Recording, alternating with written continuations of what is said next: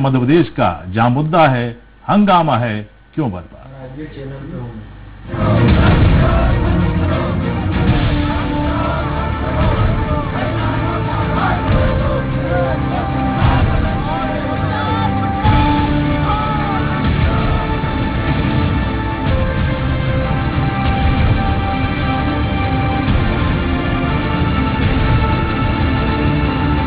मध्य प्रदेश कांग्रेस अध्यक्ष और नेता प्रतिपक्ष कमलनाथ ने कहा है कि पेट्रोल और डीजल के बढ़ते दाम पर सरकार को सदन में चर्चा करानी चाहिए, लेकिन सरकार चर्चा से बच रही है। ऐसे में कांग्रेस का तेल की महंगाई को लेकर आंदोलन जारी रहेगा। इतना ही नहीं, विपक्ष इस मुद्दे को लेकर 3 मार्च को विधानसभा का घेराव भी करेगा। उधर कांग्रेस के इस हल्ला बोल पर बीजेपी का कहना है कि ये महंगाई तो कांग्रेस की देन है। खैर, जो हंगामा बरपा है उसे लेकर चर्चा शुरू करें उसके पहले देख लेते हैं एक छोटी सी रिपोर्ट।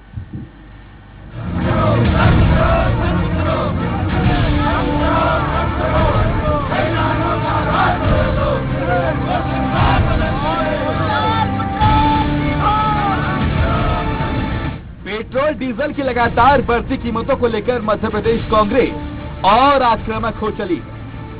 दरअसल महंगाई को लेकर सड़क पर प्रदर्शन करने वाला विपक्ष अब सदन में भी सरकार के खिलाफ हल्ला बोल रहा है। बुधवार को विधानसभा के बजट सत्र में कांग्रेस विधायकों का आक्रामक तेवर देखने को मिला। सदन की कार्यवाही शुरू होते ही शून्यकाल के दौरान कांग्रेस विधायकों ने पेट्रोल डीजल के तेजी से बढ़ते दाम पर चर्चा कराने की मांग की, लेकिन विधानसभा अध्यक्ष इसके लिए राजी नहीं हुए, जिस पर विपक्ष के सदस्यों ने जमकर हंगामा किया और नाराजगी जाहिर करते हुए सदन से वॉकआउट कर गए। कमलनाथ जी संघर्ष करो। बता दें कि सदन में कांग्रेस विधायक पेट्रोल डीजल के दामों में लगातार हो रही बढ़ोतरी को लेकर चर्चा करने पर अड़े थे, लेकिन जब चर्चा नहीं हुई तो विपक्ष की ओर से वॉकआउट का ऐलान कर दिया गया। इसके बाद कांग्रेस के सभी विधायक सदन से बाहर आ गए और जमकर नारेबाजी करते हुए गांधी प्रतिमा के सामने बैठ गए। नेता प्रतिपक्ष कमलनाथ का कहना था कि कांग्रेस जनता से जुड़े मुद्दे उठा रही है, महंगाई के चलते हर वर्ग त्रस्त हो गया है। इधर विपक्ष के हल्ला बोल पर बीजेपी की ओर से मंत्री विश्वास सारंग ने पलटवार करते हुए कहा कि महंगाई कांग्रेस की देन है। बेरोजगारी तो सबसे बड़ी चुनौती है, क्योंकि यही नौजवान हमारे प्रदेश का निर्माण करेंगे भविष्य में। आज का नौजवान जो भटक रहा है, इसके बारे में राज्यपाल कुछ नहीं कह रहे। महंगाई के बारे में राज्यपाल कुछ नहीं कह रहे। महिला पर जो अत्याचार हो रहा है इसके बारे में कुछ नहीं क्या कह देते, ये उपाय हम उठा रहे हैं। पेट्रोल और डीजल के दाम के कारण दाम बढ़ रहे हैं। हमने वेट नहीं बढ़ाया, जो कमलनाथ की सरकार के समय वेट था वही हमारा वेट है। हमने कहाँ बढ़ाया, हम पर क्यों इल्जाम लगा रहे हैं वो। कांग्रेस बिना किसी मुद्दे पर जनता को गुमराह करने की कोशिश कर रही है। मैं कांग्रेस के नेताओं से पूछना चाहता हूँ, बताएं ना कि भारतीय जनता पार्टी की सरकार ने वेट कहाँ बढ़ाया। जो कांग्रेस की सरकार के समय वेट था वही वेट है। ये तो अंतर्राष्ट्रीय स्तर पर जिस प्रकार से बाजार में परिवर्तन आ रहा है उसी का परिणाम है जो दाम हमें देखने को मिल रहा है। महंगाई को लेकर विपक्ष पूरी तरह से आक्रामक हो चला है, लेकिन सवाल ये उठ रहा है कि सरकार आखिर इस पर चर्चा क्यों नहीं कर रही। वहीं सदन की कार्यवाही लंबे समय तक चलने के बाद अब जब शुरू हुई है तो विपक्ष थोड़ा धैर्य रखकर शांति से बड़े मुद्दों को सुलझाने की कोशिश क्यों नहीं कर रहा है। क्या हंगामा करके समस्या का समाधान हो जाएगा, जनता को महंगाई से राहत मिल जाएगी, या फिर यह हंगामा बेवजह का साबित होगा। स्वराज एक्सप्रेस के लिए भोपाल से अतुल शर्मा की रिपोर्ट। हंगामा है क्यों बरपा, चलिए अब इस मुद्दे पर चर्चा शुरू करते हैं, जिसके लिए हमारे साथ स्टूडियो में मौजूद हैं बीजेपी विधायक आशीष शर्मा, कांग्रेस विधायक पुंजीलाल मार्को जी और वरिष्ठ पत्रकार अवधेश भार्गव जी। आप सभी का स्टूडियो में स्वागत है। अब चूंकि विधानसभा में तो जाहिर सी बात है मार्को जी कहेंगे कि हमको स्थान नहीं मिल रहा, तो विपक्ष के नाते सबसे पहले मार्को जी से ही सवाल किया जाएगा। मार्को जी, 15 साल का वनवास खत्म हुआ, 15 महीने बाद सरकार चली गई। सबसे पहले तो ये जानना चाहूंगा कि चूंकि आपको अनुमान ही नहीं था कि 15 महीने में आप विपक्ष में आ जाएंगे, इधर से कुर्सियां उधर चली जाएंगी, कैसा महसूस कर रहे हैं अभी आज आप फिलहाल विधानसभा में सदन में जाके? देखिए, ये जो सत्ता का खेल है जी, ये बात बिल्कुल सत्य है कि 15 साल बाद मध्य प्रदेश की जनता ने भारतीय जनता पार्टी को सत्ता से बाहर कर दिया जी, और कांग्रेस की सरकार को और कांग्रेस को सत्ता में संभालने का मौका दिया, काम करने का मौका दिया जी। लेकिन जो 15 साल में इनके मुंह में जो खून लगा हुआ था, ये चुप शांत बैठ नहीं सकते थे। इन्होंने खरीद फरोख्त का काम शुरू कर दिया, हमारे विधायकों को इन्होंने खरीदा। और ये नहीं, पूरी जनता जानती है कि जब 15 साल में आपको पद से पृथक कर दिया ये प्रदेश की जनता, जिस मुद्दों पर आपने प्रदेश में सरकार बनाई, आप शासन किए, 15 साल तक सेवा आपने किया और 2018 में आपको सत्ता से बाहर कर दिए। आप क्यों ये प्रतीक्षा नहीं किए कि यदि प्रदेश की जनता ने हमें सत्ता से बाहर किया तो जनता के निर्णय को आप स्वीकार क्यों नहीं किए? तोड़ फोड़ की राजनीति में भारतीय जनता पार्टी ज्यादा विश्वास कर रही है। बिल्कुल, कोई मार्को जी कोई सानी नहीं है तोड़ फोड़ की राजनीति में बीजेपी की, इसके आरोप पहले भी कई बार लग चुके हैं। लेकिन सवाल यह है कि जब एक उंगली हम किसी और को उठाते हैं तो 4 उंगलियां खुद ब खुद हमारी और ही उठने लगती हैं। मैं ये जानना चाहता हूं मार्को जी, मैंने आपसे कहा कि जो है 15 महीने बाद ही आप विपक्ष में आके बैठ गए। अब आप विधानसभा में, सदन में सत्ता पक्ष से, खासकर विधानसभा अध्यक्ष से और सदन से क्या चाहते हैं? माननीय सदन और माननीय अध्यक्ष जी और प्रदेश के मुखिया से, क्योंकि वो सदन चर्चा का सदन है, विषय का है। बिल्कुल। और इस प्रदेश के 7.5 करोड़ जनसंख्या हमारे देश की, प्रदेश की, और उनके सर्वांगीण विकास की दिशा पर हम बात करेंगे। आज जिस तरीके से विपक्ष का ये अधिकार है कि हम ज्वलंत मुद्दों को सदन में रखें, हमारा अधिकार है, हम ध्यान आकर्षण लगाएंगे, स्थगन प्रस्ताव लाएंगे, जो हमें विधानसभा के अंदर अधिकार है उसका हम पूरा उपयोग करेंगे। और इसके तहत मध्य प्रदेश की जनता के जो ज्वलंत मुद्दे हैं, चाहे वो हमारे अभी इतने बड़ी घटना हो गई, जब 54 लोग जो सीधे नहर में जाकर के गए, सीधी के ये आप लोगों ने देखा। आज बढ़ती महंगाई, और यही भारतीय जनता पार्टी के लोगों ने कहा कि महंगाई डाइन खा जा रही है, चिल्ला चिल्ला के रोडों में कह रहे थे। आज वो महंगाई डाइन मोसी हो गई क्या कि आज उस मुद्दे को भूल गए? आज बढ़ती कीमत जो इस प्रदेश की आम जनता की कमर तोड़ दिया है। मैं ये कहना चाहता हूं कि हमेशा ये आक्षेप लगाया जाता है कि कांग्रेस ने महंगाई दिया, कांग्रेस ने। आज 2014 में अब इस देश में माननीय मोदी जी आए, अंतर्राष्ट्रीय बाजार की आज जो हम स्थितियां देखते हैं, करीब 64 रुपए बैरल का कीमत है, 33 रुपया करीब इसका मूल्य होगा। आज हमारे मध्य प्रदेश में 4 गुना बढ़ा करके आप टैक्स वेट क्यों ले रहे हैं? उसके जो आपका अधिकार है, आप कम करिए, कम करके आप जो है जनता को दीजिए। बिल्कुल, आपके पास फिर से आऊंगा मैं। अब चूंकि आपने काफी आरोप लगा दिए हैं, आशीष शर्मा जी से उत्तर ले लेते हैं। आशीष जी, क्या लगता है, क्या वाकई जो है सत्ता पक्ष विपक्ष के साथ सदन में नाइंसाफी कर रहा है?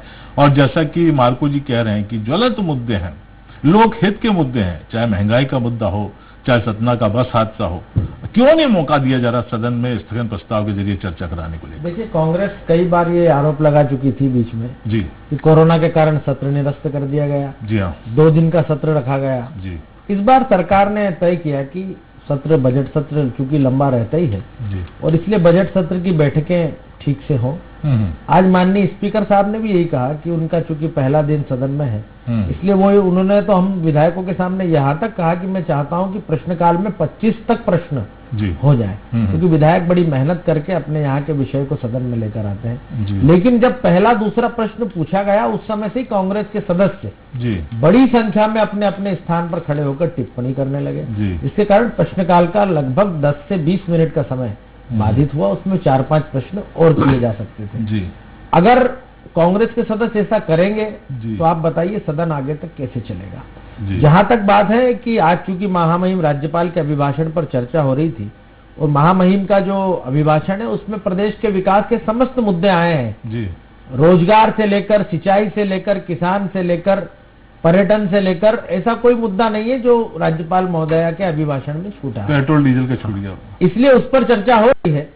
जहां तक पेट्रोल डीजल की बात है और लोक महत्व के जितने भी विषय हैं, अगर कांग्रेस उन पर चर्चा चाहती है तो वो उसका भी मार्ग निकलेगा। हम चर्चा से ना भागना, चर्चा का मार्ग निकलेगा। बहुत संक्षेप में अवधेश भार्गव जी से टिप्पणी ले लेते हैं। भार्गव जी, जो परफॉर्मेंस आपको सत्ता पक्ष विपक्ष का विधानसभा में नजर आ रहा है, क्या कहना है? क्या इस तरीके के सदन में चर्चा करने का मौका दिया जाना चाहिए? हालांकि ये विशेषाधिकार तो अध्यक्ष का है, लेकिन आपकी क्या टिप्पणी है? देखिए, किसी भी मुद्दे पर जिसमें लोक महत्व का प्रश्न हो, चर्चा अवश्य होना चाहिए। और सत्ता पक्ष को तो इतनी उदार होना चाहिए कि जहां भी किसी भी मुद्दे पर आशंका उत्पन्न हो रही हो, उस पर अवश्य चर्चा कराए। क्योंकि सत्ता पक्ष अगर अपने आप को बेदाग समझता है तो उसको डरने की आवश्यकता नहीं। लेकिन स्थगन प्रस्ताव या चर्चा कराने का मुद्दा विधानसभा अध्यक्ष के अधिकारों के अंतर्गत आता है।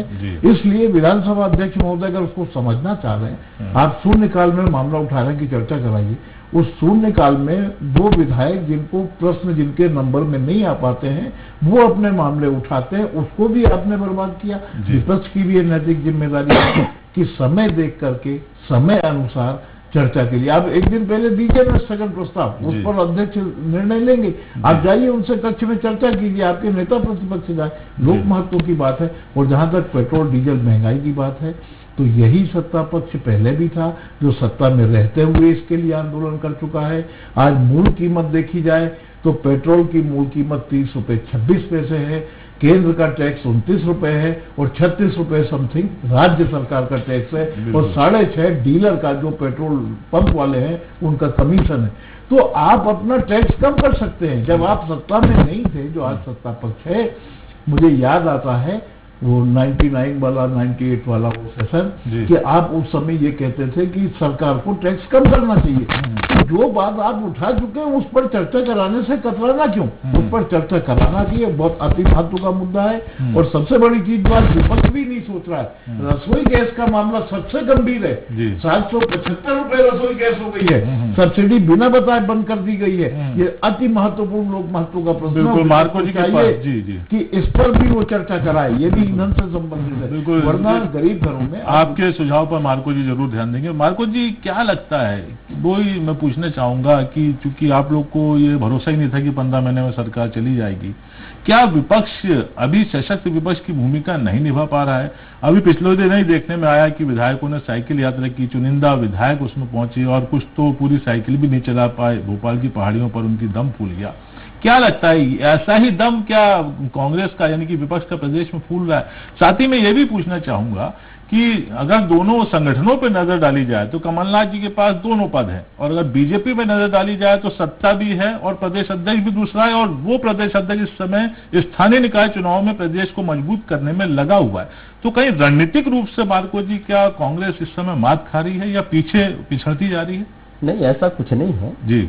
माननीय कमलनाथ जी के नेतृत्व में जी हम 15 महीने पर इस प्रदेश की सरकार भी बनी करने का प्रयास वो भी किए, क्योंकि अल्प समय में और खजाना खाली हम कुछ कर नहीं सकते थे, उसको संवारना भी था और 15 साल के कचरे को साफ भी करना था जी।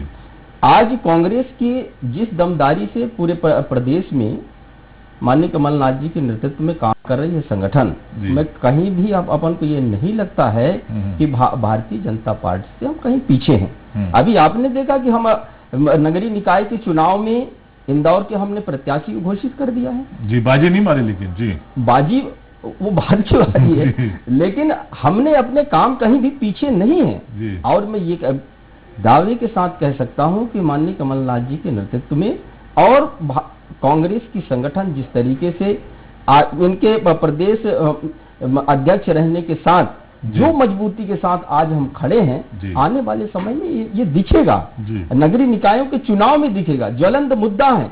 जैसे कि अभी मार्को जी, मेरा कहने का आशय ये था कि अगर आज आपका प्रदेश अध्यक्ष दूसरा होता, नेता प्रतिपक्ष दूसरा होता, तो आपका प्रदेश अध्यक्ष संगठन को मजबूत कर रहा होता।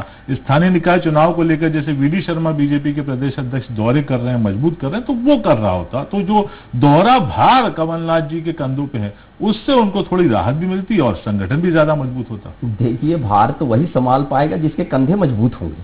तो सिर्फ कमलनाथ जी? हम ये चाहते हैं कि हमारा नेता, हमारे पूर्व मुख्यमंत्री माननीय कमलनाथ जी बहुत मजबूत हैं जी, और उनके नेतृत्व पूरा भार उन्हीं पर डाल रखा आप लोगों ने। नहीं, भार भी क्या है, अभी उनको जिस तरीके से उन्होंने 2018 के चुनाव में मेहनत करके संगठन को समेट करके बिखरा हुआ जो हमारे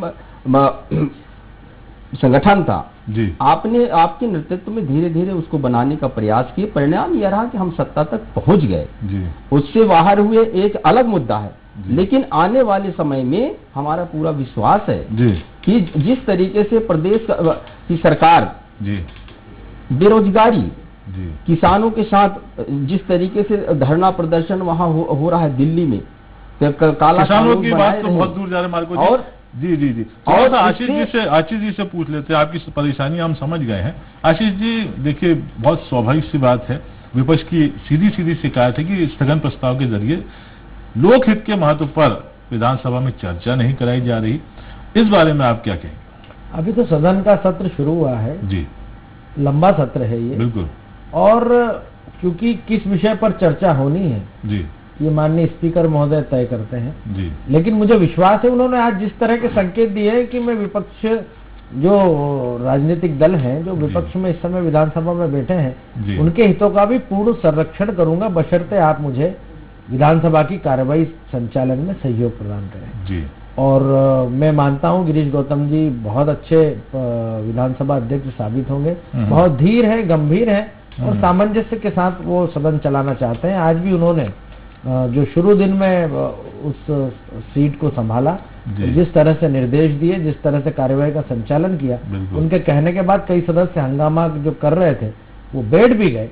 अगर इस तरह से सदन चलेगा तो मैं समझता हूं कि किसी भी लोक महत्व का विषय पर चर्चा अधूरी नहीं रहेगी, चर्चा होगी। शर्मा जी, आप खुद एक जनप्रतिनिधि हैं, आप खुद विधानसभा क्षेत्र में अपने जाते होंगे, आपको नहीं लगता कि जो पेट्रोल और डीजल की आसमान छूती हुई कीमतें हैं, और जाहिर सी बात है इनके दाम बढ़ेंगे तो महंगाई भी बढ़ेगी, जनता जो है वो कहीं ना कहीं महंगाई के बहुत से करा रही है, तो क्या सरकार को भले ही ना कम करे, कम से कम कोई संकेत दे कि भैया अब जाके अगले हफ्ते 15 दिन बाद, 1 महीने बाद महंगाई में थोड़ा काबू आएगा, पेट्रोल और डीजल के जो लगातार ऊपर जा रहे दाम वो थोड़े से नीचे आएंगे, इस बारे में आप क्या आश्वासन देंगे? देखिए, मैं इस तरह का कोई तर्क अपनी तरफ से नहीं देना चाहता कि पेट्रोल से भी ज्यादा कई चीजों ने महंगाई के आसमान को छुआ है। जी, निश्चित ही पेट्रोल की कीमतों के बढ़ने के कारण आम जन के जीवन पर बहुत विपरीत प्रभाव, सारी जरूरी चीजें महंगी हो जाती है। लेकिन पेट्रोल चूंकि हमारे देश में उत्पादित नहीं होता है, हमें खाड़ी देशों से लेना पड़ता है और बहुत सारी व्यवस्थाएं पेट्रोल से जो टैक्स मिलता है जी, उसके अनुसार चलती है। जी, हम प्रयास करेंगे, सरकार के स्तर पर मांग भी करेंगे कि अगर इसमें कुछ रियायत संभव हो सके तो करें, लेकिन मध्य प्रदेश के विकास के लिए भी, देश के विकास के लिए भी, नागरिकों को भी ये चाहिए कि अगर कुछ टैक्स नहीं, दरअसल आशीष जी ऐसा लग रहा है कि इस समय सरकार चाहे केंद्र की हो चाहे राज्य की हो, जोर का झटका जोर से आम जनता को लगा रही है। जैसे कि अब अविदय जी ने भी बताया कि मूल कीमत 30 रुपए के आसपास है, केंद्र का टैक्स 29। देखिए, आज पहली बार पेट्रोल कीमत बढ़ी, ऐसा नहीं है जी, मूल कीमत पहले भी उससे अनुपात में जब और सस्ता जमाना हुआ करता था, टैक्स कोई सर नया मतलब नहीं, सरकार ने बढ़ाया नहीं है। एक मिनट आशीष जी, देखिए जब कोरोना लगा खत्म हुआ लॉकडाउन, उसके बाद आपने देखा होगा कि 73 लगभग था, एकदम से करीब 27 से 30 रुपए तक का इजाफा जो है पर लीटर में हो गया, इसीलिए जो है इतना ज्यादा जनता में आकुलाहट है। जी नहीं, रसोई गैस कैसे बढ़ी है? जी, रसोई गैस भी साथ ही बढ़ी है, 600 से 175 रुपए बढ़ी है। निश्चित ही लग तो रहा है, हम भी चूंकि क्षेत्र में रहते हैं, हम खुद भी अपनी गाड़ियों में डीजल पेट्रोल डलाते हैं जी, भाव बढ़ा तो है, लेकिन अब इसको कैसे ठीक किया जा सकता है? अनवरत 10 दिन बिल्कुल लगातार बढ़ रही है, ऐसा नहीं है आप एक दिन बढ़े तो ठीक है, अनवरत एक आज दूसरा है, कल तीसरा है, कल चौथे, अनवरत प्रति 10 दिन 12 दिन ये चल रही है। लोग अपने जा रहे हैं कि मैं 90 रुपये लीटर में भराऊंगा, वहां जाके पूछते हैं कि भैया आज तो 100 रुपए लीटर हो गया। बिल्कुल। अब इससे ऐसा नहीं है कि हम विपक्ष और पक्ष की बात नहीं, आज पूरे प्रदेश की जनता को हम कैसे उनको जो राहत दें, इस पर सरकार को विचार करनी चाहिए। लेकिन मार्को जी, जनता तो पक्ष विपक्ष की बात करती है और दोनों को देखती है, दोनों को तोलती है, आपको नहीं लगता कहीं जो है अच्छी खासी संख्या में होने के बावजूद विपक्ष जो है कहीं ना कहीं कमजोर साबित हो रहा है? जिस तरीके से जिस पुरजोर तरीके से आवाज उठाना चाहिए, चाहे सदन के भीतर की बात कर लें, खासकर बाहर की बात कर लें, क्योंकि बाहर जो है सीधे जनता से जुड़ा हो जाता है, कहीं ना कहीं कमजोर साबित हो रही है। क्योंकि यही अगर आप मार्को जी आप कल्पना करें कि विपक्ष में इस समय बीजेपी होती और ये रेट होते पेट्रोल और डीजल के, तो क्या परिदृश्य होता है? ये आप चूंकि लंबे समय से विधायक हैं, आप बखूबी जानते हैं। ये अभी हम लोगों ने ये माननीय अध्यक्ष जी को मैं बहुत धन्यवाद भी देता हूँ उसके निर्वाचित होने पर भी, और आपने इतने लंबे जो समय 22 मार्च तक सदन चलेगी जी, हम लोगों ने तय किया कि अब जो ज्वलंत मुद्दे हैं उसके पर ध्यान आकर्षण दें, स्थगन प्रस्ताव दें, और हम चाह रहे थे कि उसको जो है चर्चा कराएं। अन्य चर्चाएं तो हमारी बजट पर चलती जाएगी, जो माननीय वित्त मंत्री जी और सरकार जो चाहेगी वही बजट पेश हो जाएगा। वो एक जो सरकार की जो मंशा है वही पढ़ा जाएगा वहां।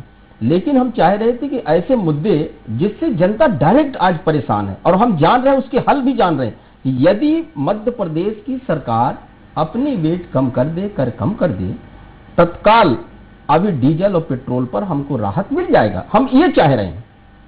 आज बेरोजगारी चरम सीमा पर है। 31 लाख बेरोजगार मध्य प्रदेश में हैं, और वो बेरोजगार जो कॉलेज जा रहे हैं, कहीं कोई दूसरे काम में जा रहे हैं, वो जब डीजल और पेट्रोल और डीजल भराने जा रहे, स्कूटी में बच्चियां जा रही हैं। जी अब आशीष जी बोलेंगे कि आपने बेरोजगारी भत्ता देने का वादा किया था लेकिन न दे पाए। खैर ये निश्चित तौर पे अगर आज बात की जाए तो आज की सुर्खियों में अगर देखा जाए तो जो बंगलों पे मंत्रियों पे खर्च किया गया है, करोड़ों रुपए लाखों रुपए खर्च किए जा रहे हैं, इस बारे में क्या कहेंगे मार्को जी? ये तो चमक आ गया साहब, सरकार में भी चमक आ गया और बेंगलुरु में जो गए थे उनमें भी चमक आ गया जी। हाँ, और उसमें वही से हमारे पूरे प्रदेश की जो अस्थिरता उत्पन्न हुई जी। आज सरकार कहे कि आपकी सरकार बनाई, आपको बधाई है, लेकिन इसके बाद जो बोझ जनता में पड़ा है, हमारी पूरी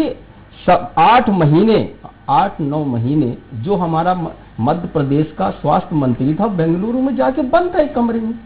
हम उसमें करें क्या, उसको क्या हम बताएं इस प्रदेश में कि हमारी कोरोना का बढ़ रही है, इस पर हमको क्या एक्शन लेना है, क्या सुविधाएं बढ़ाना है, वो बंद वहां बेंगलुरु में। देखिए जाहिर तौर पर आशीष जी, मार्को जी का दर्द जो है बेंगलुरु तक जाके छलक रहा है। क्या निश्चित तौर पे क्या कहना चाहेंगे आशीष जी कि वाकई जैसे मैंने आपसे कहा कि बंगलों पे खर्च किया जा रहा है लेकिन आम जनता को राहत नहीं दी जा रही, क्या कुछ इस दिशा में पार्टी सोचेगी? क्योंकि ये वाकई में निश्चित तौर पर भले इस पर सदन में चर्चा नहीं हो पाई हो, लेकिन गली गली मोहल्ले मोहल्ले आज घर घर में महंगाई की चर्चा तो जरूर है।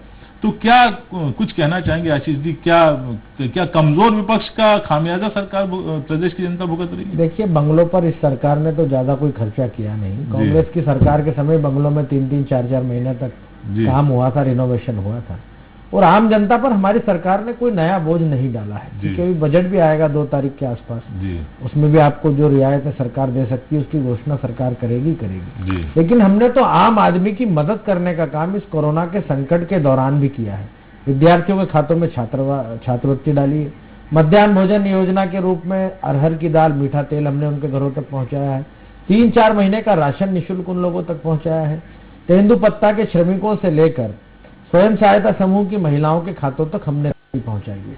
सबसे बड़ी बात है कि जो मध्य प्रदेश की संबल योजना जिसे कांग्रेस की सरकार ने स्थगित कर दिया था, उसका करोड़ों रुपया किसानों को बीमे की राशि का, मुआवजे की राशि का पैसा हमने जन सामान्य के जीवन में सरकार के बाद में कहना चाहिए आस्था बढ़ी है कि मंत्रियों के बंगले में करोड़ों रुपए खर्च किए गए। आपसे कम खर्च किए साहब, आपने कमलनाथ जी का कहना चाहता हूँ बहुत पैसा खर्च कर दिया था। रोटी निकाल के ले भागे थे आप, जो हमारे आपके दरवाजों के सिटकिनियां निकाल के ले गए, और जब हमारी मंत्री बने उसको सारी चीजें लगाए। आज उन बंगलों में कौन रह रहा है? क्या वो जितने खर्च किए मामला ऐसा सुनने में नहीं आया कि टोटी निकाल, बिल्कुल ऐसा नहीं। हम जितने 15 साल में कचरा करके गए थे, उस कचरे को 15 महीने में मात्र माननीय कमलनाथ जी के कार्यकर्ता।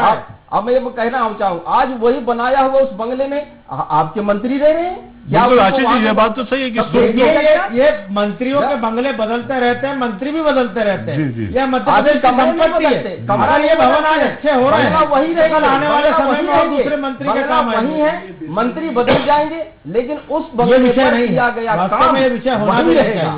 लेकिन मुझे दुख इस बात की है कि 15 साल में वो किसी मंत्री की व्यक्तिगत संपत्ति तो है नहीं, शासकीय संपत्ति है, तो क्यों और उस शासकीय संपत्ति का पर्यवेक्षण पीडब्ल्यूडी विभाग करता है। क्यों बोल रहे हैं कि इतने खर्च किया गया बंगले, जब बंगले आपके, जब हम पर आरोप लगाया गया है कि आपके मंत्रियों ने बंगले में करोड़ों खर्च किए, तो आपने किया। मार्को जी हम तो पार्टी के कार्यकर्ता हैं जहाँ के नेता दीनदयाल उपाध्याय जी 2 जोड़ी कपड़ों में रहते थे, वहाँ रह के अपना। मार्को जी, आशीष जी, निश्चित तौर पर आप दोनों ही सम्मानीय हैं और मुद्दे बड़े गंभीर हैं, तो उम्मीद तो हम यही करेंगे कि सदन में जो है जो लोकहित के मुद्दों को ज्यादा विस्तार दिया जाए और सत्ता पक्ष और विपक्ष दोनों अपनी भूमिका बिल्कुल सही तरीके से निभाएं। लेकिन चलते चलते जो है वरिष्ठ पत्रकार अवधेश भार्गव जी की एक संक्षिप्त टिप्पणी पूरे मसले पर ले लेते हैं। जी भार्गव। देखिए, अभी जैसा आशीष जी ने कहा था कि हमने आम जनता के लोकहित के मामलों में काफी कुछ मदद की योजनाएं चालू की। अब बताइए कि क्या आज पेट्रोल की कीमत बढ़ेगी तो बाजार में सामान नहीं बढ़ेगा? आम जनता सिर्फ महंगाई से परेशान है। आप अगर पेट्रोल डीजल से अपना टैक्स कम कर देंगे तो महंगाई अपने आप काबू में आ जाएगी, थोड़ा गिर जाएगी। दूसरी बात ये, मध्याह्न भोजन की आपने बात की, अभी महिला बाल विकास केंद्रीय विभाग मंत्रालय ने उसमें जांच करवाई थी, उसमें आपके यहाँ बटा ही नहीं लॉकडाउन के दौरान। पिछले साल का मामला है कांग्रेस सरकार के दौरान। लॉकडाउन किसके समय से हुआ? मार्च में 20 मार्च से लॉकडाउन हुआ। मार्को जी, रही बात, अभी आप दोनों बंगलों के मामले में लड़ रहे थे, एक बार सेंट्रल स्टोर का पीडब्ल्यूडी के अंदर में आता है, जरा ऑडिट करवा लीजिए। एक मंत्री के बंगले में अगर कप प्लेट या चादर गद्दे जाते हैं, दूसरा मंत्री आता है, नहीं आते तो पुराने कहाँ जाते हैं? आज तक कहाँ गए? सब बिल्कुल अवधेश जी, बात निकली है तो बहुत दूर तक जाएगी और ये पब्लिक है जो सब जानती है। मार्को जी, आपने हमारी चर्चा की, उन्होंने उज्ज्वला योजना में गैस सिलेंडर दिए, निःशुल्क गैस भर के भी दोबारा वो नहीं भरवा पाया, आज वो फिर लकड़ी में खाना बना। आपने वो पैसे और फंसा दिए सरकार के उस सिलेंडर को देने में, जबकि उस लकड़ी से सस्ती गैस की टंकी पड़ती है, पर वो कुछ लोग जो है वो उस परंपरागत चूल्हे को छोड़ना नहीं चाहते। बिल्कुल मार्को जी, आशीष जी और अवधेश भार्गव जी, आप सभी ने चर्चा के लिए अपना अमूल्य समय में से हमारे साथ चर्चा में शामिल हुए, इसके लिए आप तीनों का ही बहुत बहुत शुक्रिया। जी हाँ, तो किसी ने कहा है कि सिर्फ हंगामा खड़ा करना मेरा मकसद नहीं, मेरी कोशिश है कि ये सूरत बदलनी चाहिए। मेरे सीने में न सही, तेरे सीने में ही सही, हो कहीं ना कहीं आग, लेकिन ये आग चलनी चाहिए। इस बुलेटिन में इतना ही। नमस्कार।